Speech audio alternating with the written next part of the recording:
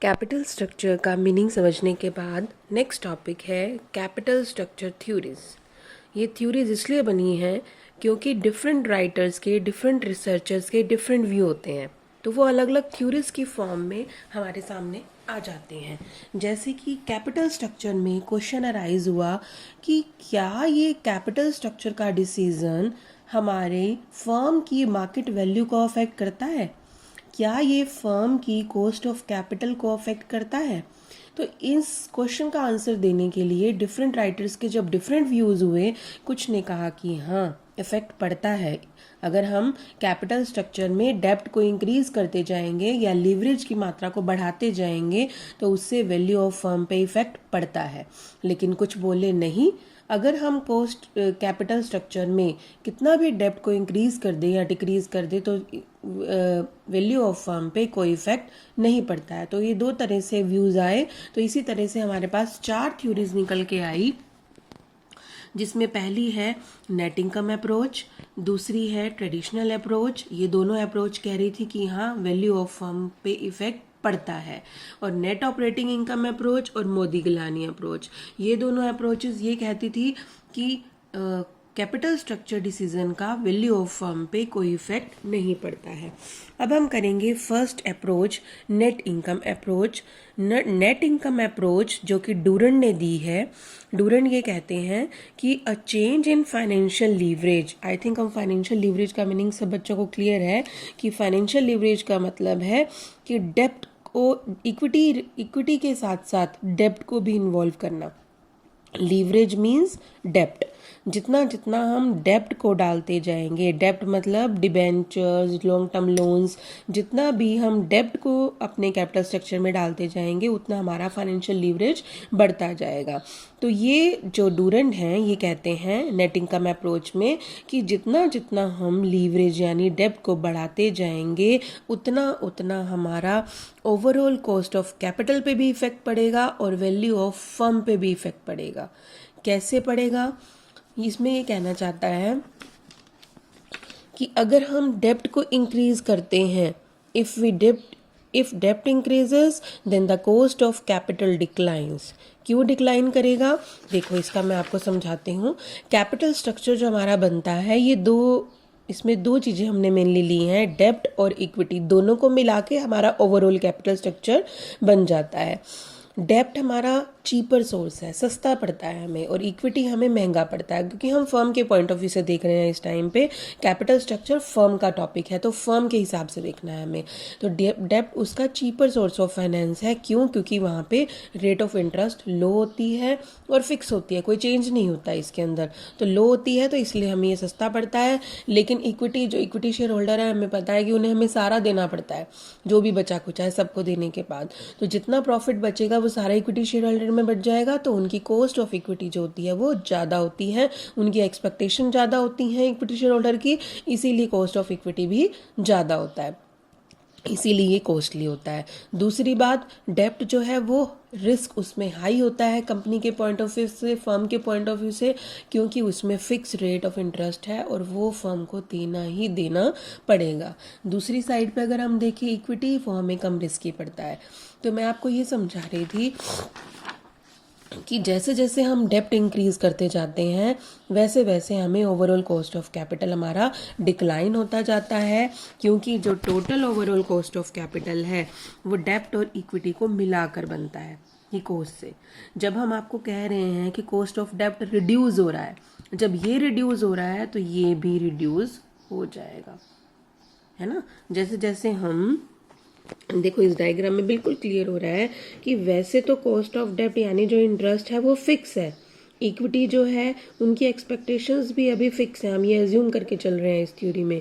लेकिन जैसे जैसे हम डेब्ट को बढ़ाते जा रहे हैं, लीवरेज बढ़ता जा रहा है, वैसे वैसे ओवरऑल कॉस्ट ऑफ कैपिटल पहले ज़्यादा थी, अब धीरे धीरे कम हो गई है। तो ये रीज़न है कि अगर हम डेब्ट को अपनी कैपिटल स्ट्रक्चर में इन्वॉल्व करते हैं तो उससे value of firm value of firm बढ़ जाती है और हमारी ओवरऑल कॉस्ट ऑफ कैपिटल कम हो जाती है।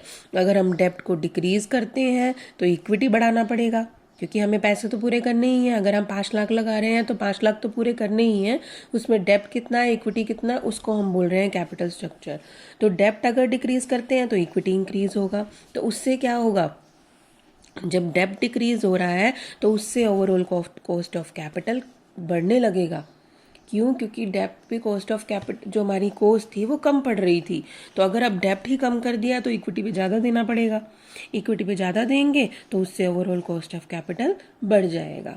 और जब हमारी ओवरऑल कॉस्ट ऑफ कैपिटल बढ़ती है तो जब कॉस्ट बढ़ेगी डेफिनेटली तो वैल्यू ऑफ फर्म कम हो जाएगी, क्योंकि जब कहीं हमें महंगा मिल रहा होता है तो उस केस में हमारी वैल्यू गुडविल पे इफेक्ट पड़ता है। तो इसी तरह से market value of equity share भी डाउन हो जाएगा। तो ये इसका चीज़ है कि जब हम डेप्ट को इंक्रीज करते हैं कैपिटल स्ट्रक्चर में, ओवरऑल कॉस्ट ऑफ कैपिटल कम हो जाती है। जब ओवरऑल कॉस्ट ऑफ कैपिटल कम हो जाती है तो वैल्यू ऑफ फर्म बढ़ जाती है। जब वैल्यू ऑफ फर्म बढ़ती है तो साथ साथ मार्केट प्राइस इक्विटी शेयर का भी बढ़ जाता है। इसका अपोजिट अगर हम लेते हैं कि अगर डेप्ट हम कम करते हैं तो ओवरऑल कॉस्ट ऑफ कैपिटल बढ़ती है। जब ओवरऑल कॉस्ट ऑफ कैपिटल बढ़ती है तो वैल्यू ऑफ फर्म डाउन चली जाती है, क्योंकि कॉस्ट बढ़ी, वैल्यू कम हो जाएगी, market price of equity share भी डाउन हो जाएगा। इसका ये डायग्राम है जो हमें इस थ्योरी में बना के दिखाना है कि अगर हम डिग्री ऑफ लीवरेज को बढ़ाते जा रहे हैं, के डी तो फिक्स है, के ई भी फिक्स है, के E is cost of equity, के डी इज कॉस्ट ऑफ डेब्ट, but overall cost of capital जैसे जैसे डिग्री ऑफ लीवरेज बढ़ रहा है वैसे वैसे ओवरऑल कॉस्ट ऑफ कैपिटल कम हो रहा है। Thank you.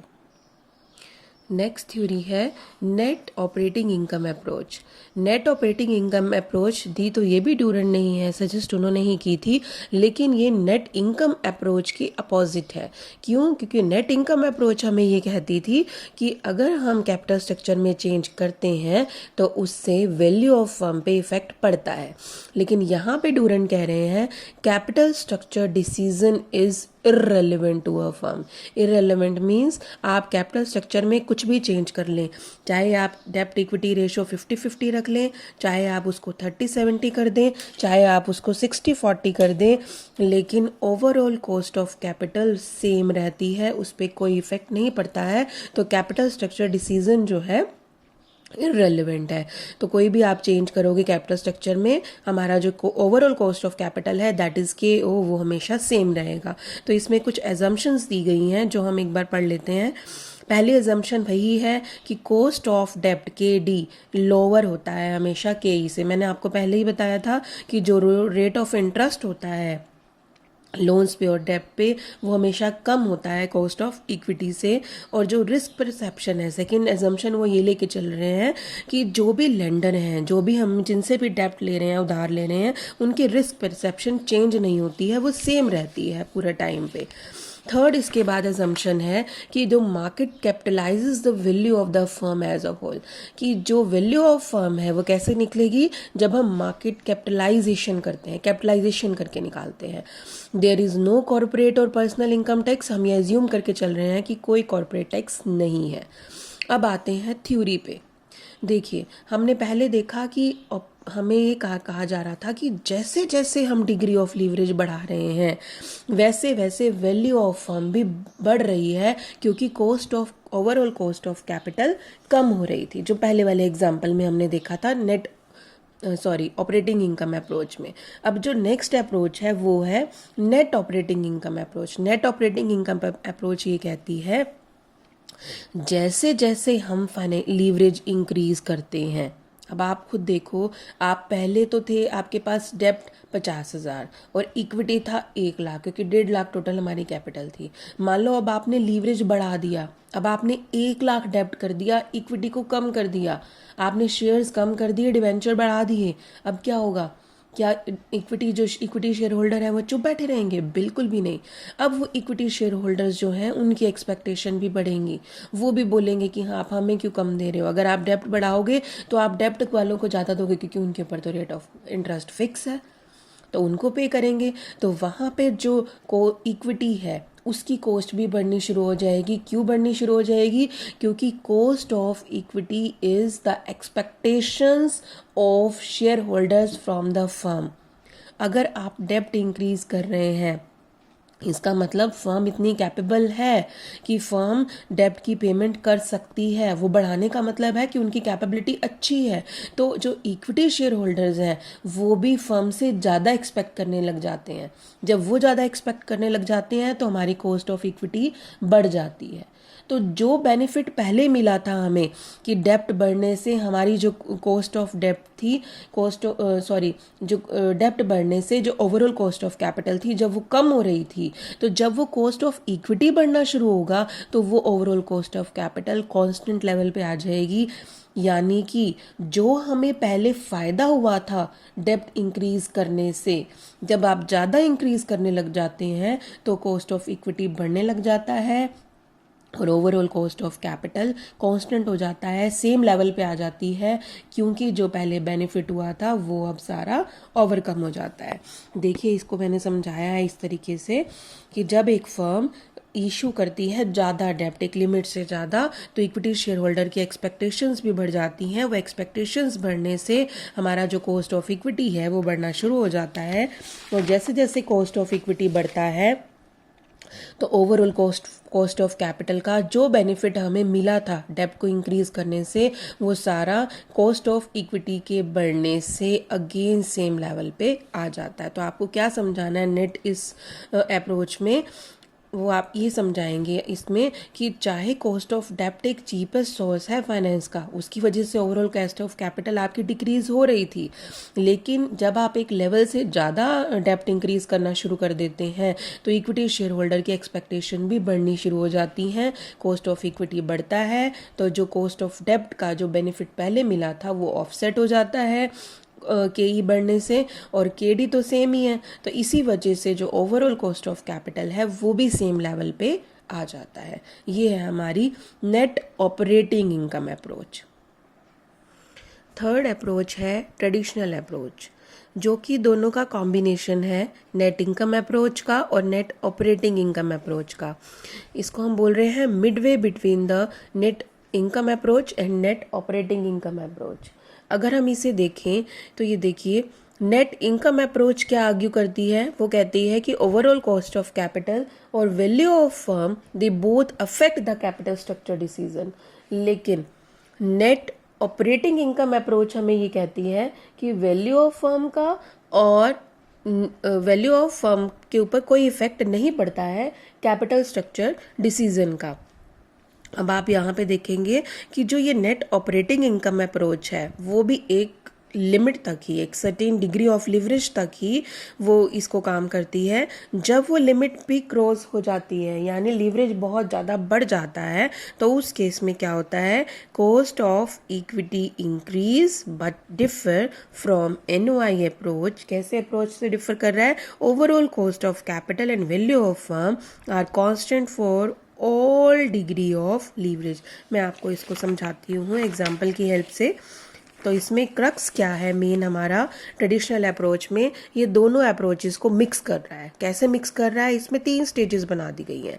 फर्स्ट स्टेज में कहता है कि जैसे उसमें कहा गया था नेट इनकम अप्रोच में डेप्ट चीपर सोर्स ऑफ फाइनेंस है, इसीलिए जैसे जैसे हम लीवरेज को ऐड करते हैं कैपिटल स्ट्रक्चर में, उससे हमारी overall cost of capital decline होने लग जाती है और उसी वजह से वैल्यू ऑफ फर्म बढ़ने लग जाता है।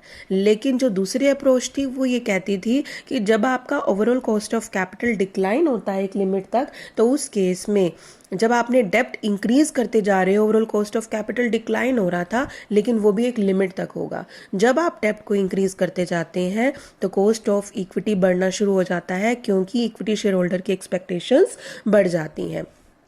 तो उसके बाद क्या होगा, जब overall cost of capital equity बढ़ना शुरू हो जाता है तो overall cost of capital fall हो जाता है, जो कि नेट ऑपरेटिंग इनकम अप्रोच में उसने बोला था। तो फिर से क्या होता है कि जो हमारी ओवरऑल कॉस्ट ऑफ कैपिटल थी वो सेम लेवल पे आ जाती है। यहाँ तक हम 2 थ्योरी में कर चुके हैं। अब इसके बाद वो ये कहता है कि ये भी एक लिमिट तक ही होता है कि overall cost of capital same रहेगा और कॉस्ट ऑफ इक्विटी बढ़ता जाएगा।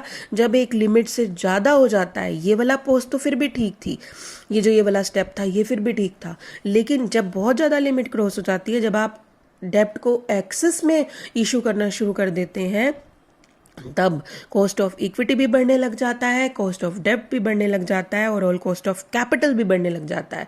जब ओवरऑल कॉस्ट ऑफ कैपिटल बढ़ती है तो वैल्यू ऑफ फर्म डिक्रीज हो जाती है, क्योंकि ट्रेडिशनल अप्रोच जो हमारी थर्ड अप्रोच है वो भी इस चीज़ को फेवर करती है कि अगर हम कैपिटल स्ट्रक्चर में चेंज करते हैं तो उससे हमारी वैल्यू ऑफ फर्म पे इफेक्ट पड़ता है। इसको इस एग्जाम्पल से इस डायग्राम से देखिए, बिल्कुल समझ आ जाएगा। देखो, फर्स्ट स्टेज हमारी नेट इनकम अप्रोच को फॉलो कर रही है, सेकंड स्टेज हमारी नेट ऑपरेटिंग इनकम अप्रोच को फॉलो करती है, और थर्ड स्टेज जब सारी लिमिट क्रॉस हो जाती हैं। ये हमने वही डायग्राम बनाया, देखो इसमें पहले वाली दो थ्योरीज को मिक्स कर दिया, स्टेज 3 बन गई हैं, स्टेज 1, स्टेज 2, स्टेज 3। तो जैसे जैसे आप लीवरेज को बढ़ाते जा रहे थे, स्टार्टिंग में हमने देखा जैसे जैसे हमने लीवरेज को बढ़ाया था हमारी ओवरऑल कॉस्ट ऑफ कैपिटल कम हो रही थी। देखो यहाँ पे भी कम हो रही है स्टेज 1 में। क्यों कम हो रही है? क्योंकि डेब्ट जो है वो चीपर सोर्स ऑफ फाइनेंस है, तो जब हम डेब्ट को बढ़ा रहे हैं तो ओवरऑल कॉस्ट ऑफ कैपिटल में कमी दिखेगी, लेकिन एक लिमिट तक। जब आप डिबेंचर बढ़ाने शुरू हो जाते हैं, डेब्ट बढ़ाने शुरू हो जाते हैं, तो कॉस्ट ऑफ इक्विटी बढ़ना शुरू हो जाता है एक लिमिट के बाद। देखो क्यों बढ़ रहा है ये, क्योंकि अब इक्विटी शेयर होल्डर की एक्सपेक्टेशन बढ़ रही है कि हाँ, जब फर्म डेब्ट बढ़ाती जा रही है तो इसका मतलब उनके पास बहुत पैसा है देने के लिए, तो वो हमें भी ज़्यादा रिटर्न देंगे। तो जैसे जैसे कॉस्ट ऑफ इक्विटी बढ़ा तो जो बेनिफिट हमें यहाँ मिला था कम होने का, वो सब बराबर लेवल पे आ गया। इसके बढ़ने से जैसे ये बढ़ा वैसे वैसे ओवरऑल कॉस्ट ऑफ कैपिटल आपका कांस्टेंट हो जाएगा, क्योंकि केडी हमारा अभी तक भी कांस्टेंट था। कॉस्ट ऑफ डेब्ट यानी जो इंटरेस्ट की रेट थी वो तो अभी तक भी फिक्स थी, तो ओवरऑल कॉस्ट ऑफ कैपिटल जो है वो यहाँ पे सेम लेवल पे आ गया, कांस्टेंट हो गया।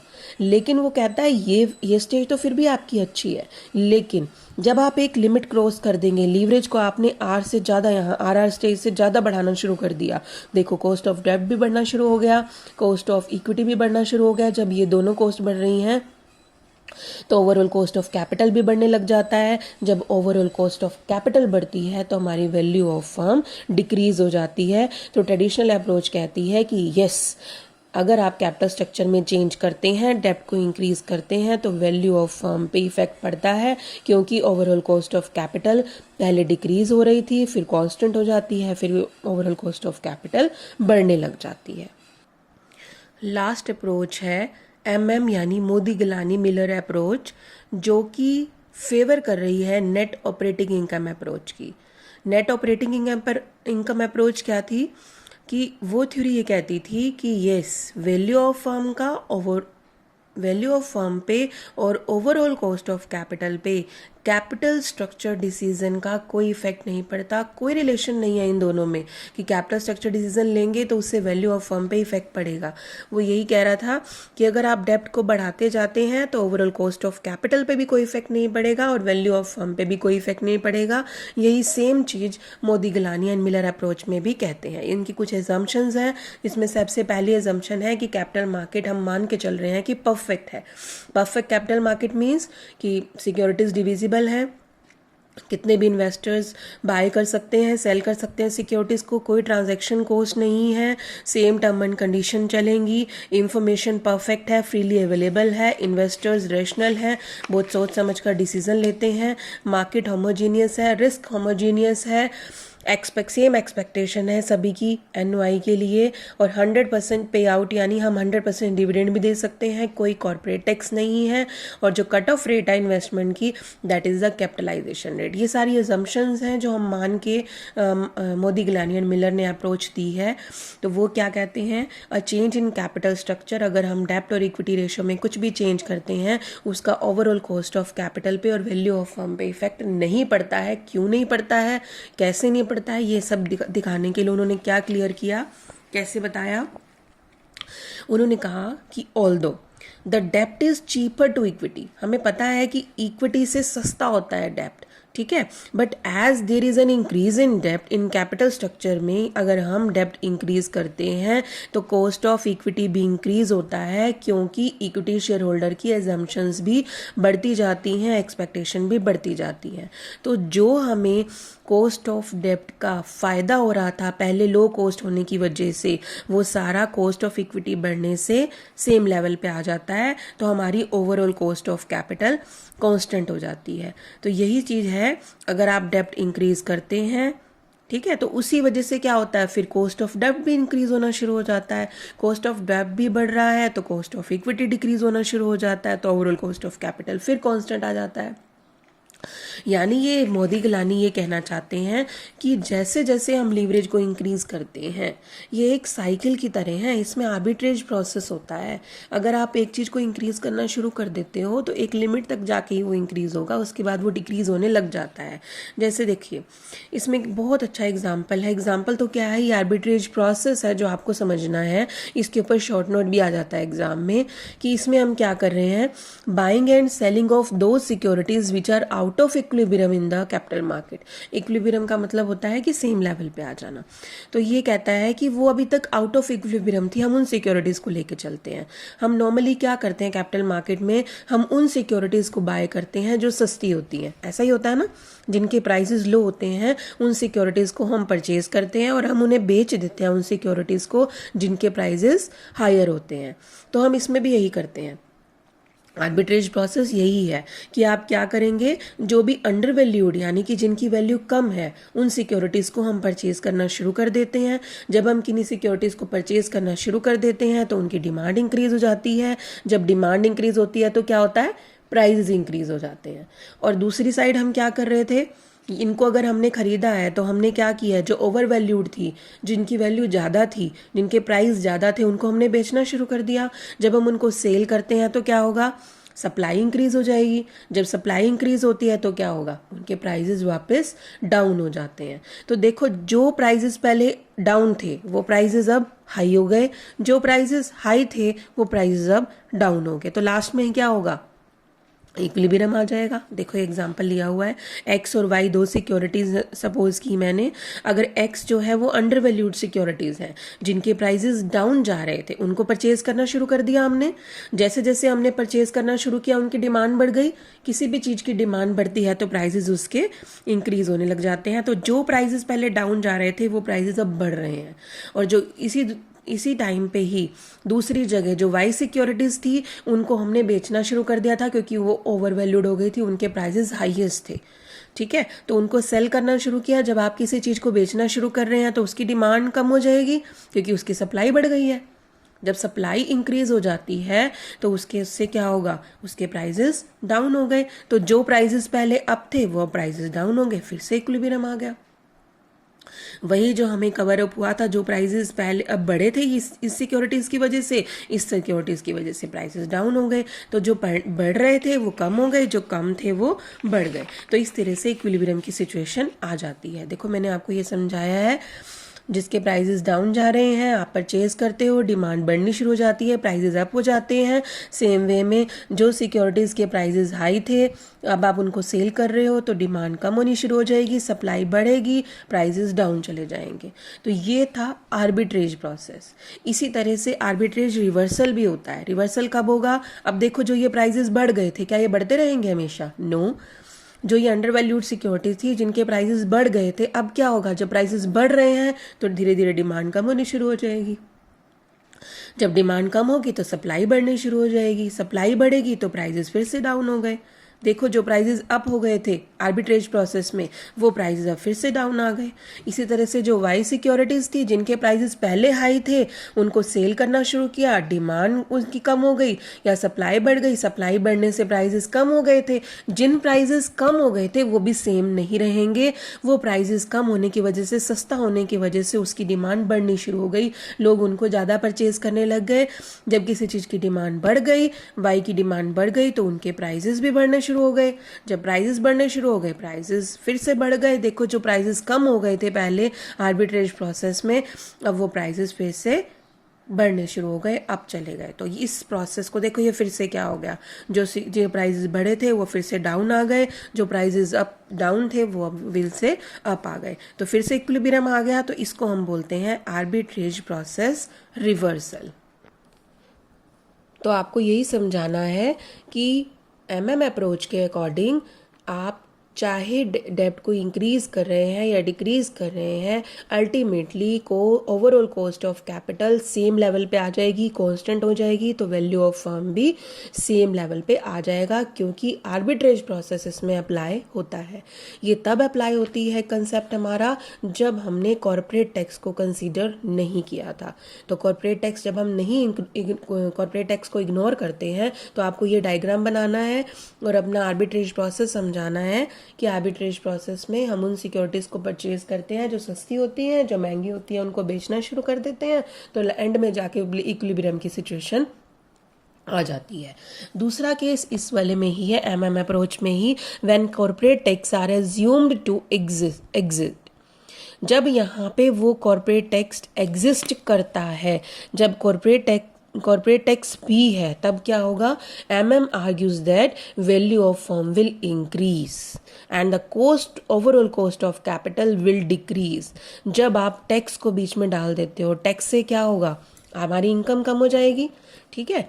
तो टैक्स जब हम डाल देते हैं कॉर्पोरेट टैक्स को, तो वो कहता है ओवरऑल कॉस्ट ऑफ कैपिटल कम होगी, क्योंकि टैक्स चला गया बीच में, तो उससे वैल्यू ऑफ फर्म भी इंक्रीज हो जाएगी। क्योंकि जो हमारा टैक्स है, जो इंटरेस्ट, देखो interest of since interest on debt is tax deductible, effective cost of borrowing is less than the rate of interest, क्योंकि cost of borrowing जो होगी वो हमारी कम है, तो उससे क्या होगा, वैल्यू ऑफ लीवरेज फर्म यानी कि जिसमें हम डेप्ट लगा रहे हैं, अनलीवरेज फर्म जिसमें हम सारी इक्विटी फर्म है, हम डेप्ट नहीं डाल रहे हैं इक्विटी के कैपिटल स्ट्रक्चर के अंदर। तो कहता है जो वैल्यू ऑफ लीवरेज फर्म होती है जिसमें आप डेप्ट डालते हैं, उसकी वैल्यू ज़्यादा होती है, वो हम पहले की थ्योरीज में समझ चुके हैं।